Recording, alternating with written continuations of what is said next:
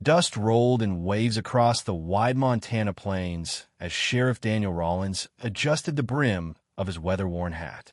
The late afternoon sun cast long, weary shadows from the cottonwood trees lining the ridge. His boots pressed into the cracked earth as he stepped off the porch of the home he'd lived in for over 20 years. First with joy, then with grief. Since Clara passed, the house had become more of a shelter than a home, a quiet place filled with echoes, old wood, and worn memories. Her favorite rocking chair still sat near the fireplace, untouched since the day he returned from burying her beneath the big oak out back. The chickens still clucked in their coop, and the garden grew wild, untended like his heart. Daniel kept going, not because he wanted to, but because something in him refused to stop. He followed his usual routine every morning. Wake up at 5 a.m., feed the livestock, saddle his old mare Whiskey, and ride the 6 miles into town. He stopped by the diner for coffee, exchanged short greetings with the townsfolk, bought nails or rope if he needed them, and returned to the ranch before noon. It had been this way since Clara died, and he liked it that way. Predictable, quiet. Life didn't hurt as much when everything stayed the same. One Tuesday morning, the quiet broke. She was sitting outside the hardware store, slouched low against the brick wall, her arms wrapped around her ribs as if holding herself together. She couldn't have been older than 15, but she had the eyes of someone who'd survived a war. Her hair was a mess of dull blonde tangles, her jeans torn at the knees, and her jacket barely thick enough to guard against the wind that came off the mountains. Daniel didn't stop. Not yet, but he noticed. And when he got home that evening, she was still in his mind, like a thorn under the skin. The next day, she was there again. Same spot, same broken posture, same bruises, only darker now. She flinched when someone walked too close and turned her face away when spoken to. Daniel stood across the street for a long time, one hand resting on Whiskey's saddle, before finally crossing and kneeling a few feet away. "You hungry?" he asked, his voice low and calm. She looked up, lips parted but saying nothing. After a moment, she nodded. He walked into the diner, bought 2 sandwiches, and handed one to her, watching as she devoured it without pause. When he asked her name, she hesitated. "Lila," she said, so quietly he barely heard her. In the days that followed, Daniel saw her again and again, always in the same spot. Sometimes her lip was split, sometimes her wrist was wrapped in what looked like a dish towel. It didn't take a lawman to see the signs. He'd seen them before. When he asked where she was from, she pointed vaguely toward the eastern hills and said, "My uncle's place. He lets me stay." She didn't say more, and he didn't push. Instead, he brought her food every morning and sat beside her on the bench. She didn't smile, didn't cry, just stared at the ground like she was waiting for it to swallow her whole. One morning after a storm, he found her outside the church, soaked to the bone, her arms wrapped in a torn garbage bag for warmth. Her lip was swollen, and her eyes were glassy. That was the morning Daniel made his decision. He didn't ask permission, didn't check with the county. He simply said, "You'll come with me now." She didn't resist, just climbed into his truck like a ghost, obeying a whisper. Back at the ranch, Daniel cleared out the spare room, the one Clara had used for sewing and quilting. He laid out fresh sheets, left the door open, and made her a plate of warm stew. She ate in silence. That night, she screamed in her sleep, sharp, animal sounds of terror. Daniel didn't go in. He sat on the porch with a lantern and waited until the screams stopped. The next morning, he made pancakes and bacon, and she came to the table without being asked. Lila barely spoke for the first week. She moved through the house like a shadow, only sitting when invited, only speaking when asked a direct question. But slowly, signs of life emerged. She asked what Clara had been like. She asked why Daniel had never remarried. She watched him closely as he fixed fences, fed the horses, mended tools. Once, she followed him out to the barn without saying a word, then helped shovel hay. She didn't know how to do anything around a ranch, but she learned fast and worked hard. One night, during a thunderstorm, she crept down the hallway, blanket wrapped tight around her. She sat on the floor outside his bedroom door and whispered, "Can I just sit here till it stops?" He said yes, didn't question, just kept reading. That's when he knew, whatever fear she carried, she was starting to believe he wouldn't hurt her. That mattered more than anything. The townsfolk noticed. Some asked quiet questions. A few whispered judgments, but most just nodded in quiet approval. Daniel's reputation carried weight.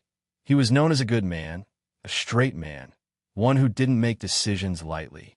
When the sheriff's deputy came to inquire, Daniel looked him square in the eye and said, "You know what's going on out at that so-called uncle's place?" "Don't make me say it out loud." The deputy left it at that. Seasons changed. Spring gave way to a long, hot summer, and Lila started leaving her bedroom door open. She laughed more often at Dusty, the ranch cat, at Daniel's off-key singing when he chopped wood. She rode whiskey sometimes, not gracefully, but with courage. She helped Daniel repair the old barn roof, even when the sun beat down hard. She drew in her notebook during the evenings, quiet sketches of the land, of horses, of a woman she never explained but always colored in yellow, like sunshine. One day, she left a drawing on the kitchen table, two figures standing side by side beneath a tree. One had a cowboy hat. The other had long hair and a big smile. Between them was a small horse, drawn with childlike clumsiness. Above them, in careful block letters, she wrote, "Home." Daniel framed the drawing and hung it where Clara's photo used to be, just above the fireplace. Not because he loved Clara less, but because love, he'd learned, didn't come in limited supply. On Sundays, they sat on the porch with a pot of sweet tea between them. Daniel played old cowboy songs on his guitar, and sometimes Lila sang with him, tentative at first, then bolder, like a flower slowly turning toward the sun. Once, after a song, she looked at him and said, "I don't think I'll ever be like other girls." He nodded, chewing on the words, then said, "That's a good thing. The world's got enough of them already. But only one you." Their bond was not dramatic or loud. It grew in silences, in shared meals, in the quiet trust of long rides down dusty trails. Daniel didn't try to be her father, but he protected her like one. Lila didn't try to be his daughter, but she filled the empty spaces with something like warmth, like purpose. He never called her sweetheart or baby girl. He called her Lila, and that was enough. She didn't call him Dad, but one evening, after a long day fixing the fence, she leaned her head on his shoulder and whispered, "You feel like family." He didn't cry. Not then, but later that night, as the fire crackled and the stars hung heavy above the plains, he stepped outside, looked up at the sky, and whispered, "Thank you, Clara, for sending her to me." The first few weeks passed like walking on cracked ice. Any wrong move might shatter it all. Daniel knew it. Lila probably felt it even more. She spoke little, worked quietly, and flinched when touched unexpectedly.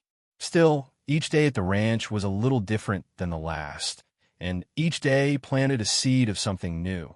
Safety, perhaps, or maybe dignity. Daniel never asked her to explain. He didn't pry, didn't press her to recount what had happened back at her uncle's. He saw the bruises. He didn't need the details to understand. He focused instead on giving her something she'd never had: stability and predictability.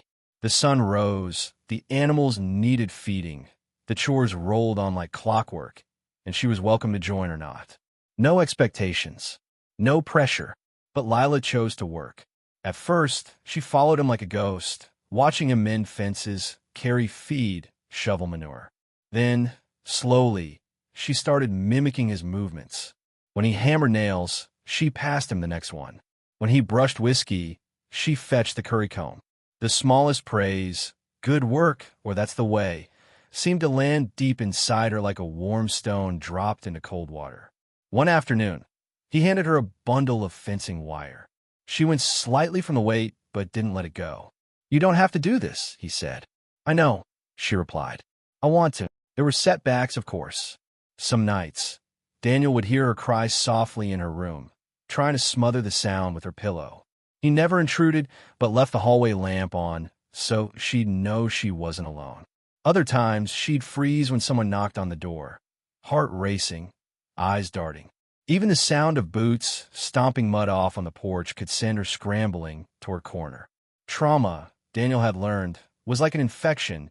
It didn't heal just because you were safe. Still, she smiled more. She laughed the first time whiskey sneezed all over her face, sending her tumbling backward into the hay. She giggled when the chickens chased Daniel across the coop after he dropped a sack of feed. And sometimes, when the sky blushed pink at sunset, she'd sit on the porch with Daniel in companionable silence, sipping cocoa and watching the stars wake up. They developed little rituals. Sunday mornings were pancake day. Thursday afternoons meant brushing down the horses together. She'd sketch on the porch in the early evenings, sometimes humming tunelessly. Daniel didn't know the songs, but they made the ranch feel more alive. It had been so long since it felt that way. Over time, she asked questions. At first, just one or two. Did Clara like roses or daisies? Did she ever ride horses? Then, deeper ones. Do you believe people can change? Did Clara ever want kids? When she asked that last one, Daniel paused, stirring sugar into his coffee. We tried, he said. Just never happened. But I think life finds ways of giving you what you're meant to have when you're ready to hold it. Sometimes Lila helped him fix equipment, holding a flashlight or handing him the right wrench. Sometimes she walked into town with him, always with a hood up or a cap pulled low, but still, she walked beside him. People stared. They always stared. A few brave enough to ask would say, "That your girl, Dan?" And he'd answer simply, "She's mine now." One day in early summer, she brought home a wounded bird she found near the fence line. Its wing was broken, and Daniel was certain it wouldn't make it. But Lila wouldn't give up. She made a little nest from shoebox, fed it soaked breadcrumbs, cleaned the wound daily. "Why bother?" he asked gently. "It's what I needed once," she said. "Someone to bother." By August, the bird flew again. Daniel gave her a leather journal, rough and stitched by hand. "To keep your drawings in," he said, sliding it across the table one evening. She looked at him, unsure. "You think they're worth keeping?" He nodded. "I think you're worth keeping." That night, she wrote her first entry. As summer rolled into fall, she took to waking early.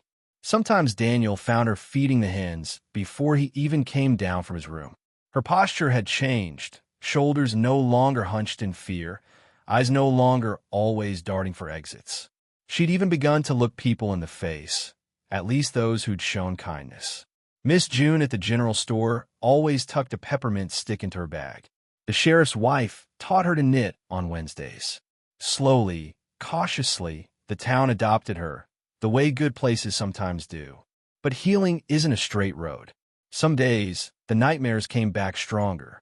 Some days she'd spend hours in a barn, crying so hard her whole body shook. One day she found Daniel's shotgun and locked herself in the bathroom, trembling with a panic so raw it scared her more than anything else. Daniel didn't shout. He just sat outside the door and said softly, "It's not your fault. Whatever it is, it's not your fault." It took 20 minutes, but she came out. He never brought it up again. One evening, while watching the stars, she asked him, "Why me? Why did you take me in?" Daniel didn't answer right away. He chewed on his thoughts like tobacco. Then he said, "Because you were left. Because I was left. And maybe two broken pieces can make something whole if they're shaped right." That night, she hugged him for the first time. It was awkward, hesitant, but she leaned into his chest, arms wrapped around him like she wasn't sure it was allowed. He held her back gently, no tighter than she could handle, no tighter than trust allowed. The ranch changed too. Flowers bloomed along the windowsills again. Lila planted daisies for Clara and sunflowers for herself. She painted the barn door a soft shade of blue. Daniel wasn't sure why, but made the place feel brighter. The windmill worked again. The horses looked glossier. Even the cows seemed to moo with more purpose. At the county fair in September, Lila entered one of her sketches in the youth art competition. It was of whiskey silhouetted against a burning orange sunset. She didn't win, but when the judge asked her how long she'd been drawing, she said proudly, "All my life. But I only started living a few months ago." That comment earned her a ribbon for most heartfelt. On the ride home, she was quiet. Daniel glanced at her. "You okay?" he asked. She nodded. "Just thinking. I used to be scared all the time. Like if I relaxed, something bad would happen. But now, sometimes I forget to be scared. That's weird, right?" He smiled. "It's not weird. It's peace. Don't fight it. October brought chilly mornings and the smell of wood smoke. They carved pumpkins, stacked hay, and cooked stew in the old iron pot Clara had loved. Lila read books now, whole ones, and would often curl up by the fireplace with a blanket and a mug of cider. Daniel sometimes sat across from her, pretending to read, but really just watching. "Do you ever think Clara would have liked me?" Lila asked one day. Daniel looked up. "She would have loved you," he said. "Same way I do." Lila froze, her lips parted just slightly. "You love me?" she asked, the words sharp and small like she barely believed them. "Yes," he said simply. "I love you more than I ever thought I could love anyone again." That night, she left a note on the kitchen table. For words, written in neat cursive. "Love you too, Dad." The quiet months that followed their return to the ranch were unlike anything June had known before.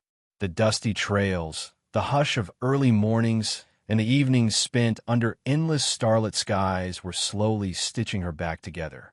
The cowboy, who she now dared to call Pa, in whispered moments, never asked her to explain the bruises she once carried or the nightmares that sometimes woke her in sweat and silence. Instead, he gave her space, routine, and steady kindness. He taught her how to ride a horse properly, not like a girl escaping danger, but like someone who belonged. Every time she mounted his old mare, Dusty, her posture straightened a bit more.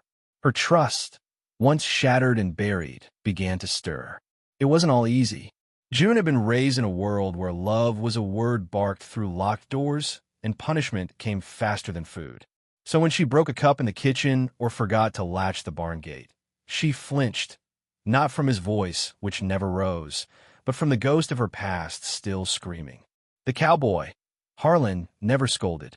He simply picked up the broken pieces, told her it was all right, and offered a rag to clean it together. "Out here," he once said, "we break things sometimes. Doesn't mean we throw him away." That sentence carved its way into her bones more deeply than she realized. She wasn't broken glass. She was something that could be held gently and made whole. One morning, as winter loosened its grip on the valley and the grass dared to turn green again, a deputy rode up the gravel road. June was on the porch painting a birdhouse, Harlan cleaning his saddle gear nearby. The moment she saw the cruiser, her hands trembled, her throat tightening like a noose. She didn't move, didn't run, just stared. The officer was young, polite, and wearing sunglasses that made him harder to read. He wasn't there to take her back. Harlan stepped between them before he even spoke, but he had a court notice. Her family had reported her missing. There would be a hearing. In the days that followed, the past clawed its way back into June's life. Lawyers, social workers, and court dates circled like buzzards. June learned words like guardianship, emancipation, and family court. The cowboy sat beside her in every meeting, every interview. He didn't say much, but his hand always rested nearby, offering strength she could borrow. When they asked him why he took her in, he simply said, "Because she needed someone to stay. And I had space in my home and my heart." No one could argue with that kind of quiet truth. At the first court appearance, June faced her mother across a sterile room. Her mother was stone-faced, wearing makeup too thick and a dress too formal for the place. She didn't cry or call out to June. Instead, she called her a runaway, a liar, and accused Harlan of brainwashing her. But the evidence told another story. Medical records, testimony from neighbors, bruises documented by nurses, and June's own calm recounting of the abuse painted a clear picture. Harlan never interrupted. He sat in the back, hat in hand, watching June speak with a voice steadier than her own heartbeat. The judge, an older woman with tired eyes and a no-nonsense tone, looked over the room with the weariness of someone who had seen too many broken families. "I see a girl who was hurt," she said at the end, "and I see a man who chose to step in when others stepped away. I believe she's safer where she is." Harlan's grip tightened around his hat, and June exhaled a breath she'd been holding for weeks. But safety wasn't custody. Legal guardianship had to be granted through another hearing. And June had to want it. She did, more than anything. So one night, under the stars and wrapped in a blanket near the fire pit, she asked him, "If I could choose if they let me, would you want to be my dad?" Harlan didn't answer right away. He looked into the fire for a long while, then turned to her. "I already feel like I am," he said, "but I'd be honored to make it official." They filed the paperwork the next week. It took time, months of interviews, background checks, psychological assessments. The system, as Harlan often said, wasn't built for quick trust, but slowly, steadily, they proved something real. In the meantime, life returned to a kind of rhythm. June started online school, volunteered at the local animal shelter, and helped Harlan with the ranch. She wrote short stories, mostly about lost girls who found wild horses and safe places. When she smiled, it looked like something blooming for the first time. When the final hearing came, it was held in a modest courtroom in a dusty Wyoming town. The judge wore a bolo tie and cowboy boots under his robes, and June laughed softly when she noticed. "You ready for this?" Harlan asked her as they stood by the oak door. She nodded. "I've never been more ready for anything." Inside, the room felt too quiet, too heavy. But when the judge reviewed their file, asked his questions, and finally leaned back in his chair, there was a long pause before he spoke. "June," he said, "are you certain this is what you want?" She stood, hands folded, voice steady. "I've never had a real family before, but he made one. For me. And I want to be part of it, forever." The gavel came down gently. "Then it's done."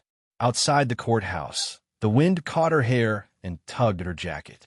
Harlan opened the door to his old truck for her like he always did. But this time, before she climbed in, she threw her arms around him. "Thank you," she whispered. He didn't say anything. He just hugged her back like he meant it, with all the quiet strength she'd come to know. They drove home under a pink and gold sky, the dirt road kicking up behind them like a ribbon of memory. At the ranch, a hand-painted sign hung crookedly on the porch. "Welcome home, June." She didn't know who had put it there. Maybe the neighbors, maybe Harlan himself, but she didn't care. It was hers. And now, so was this life.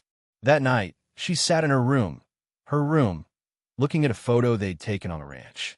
It was framed in wood, rough and weathered like everything else here. In it, she was smiling, truly smiling, and Harlan was beside her, one arm around her shoulder, looking like a man who'd found something he never expected. Underneath, in faint marker, was scrawled, "Family isn't who you're born to. It's who stays when it's hardest to stay." She slept soundly that night, and the nightmares didn't come.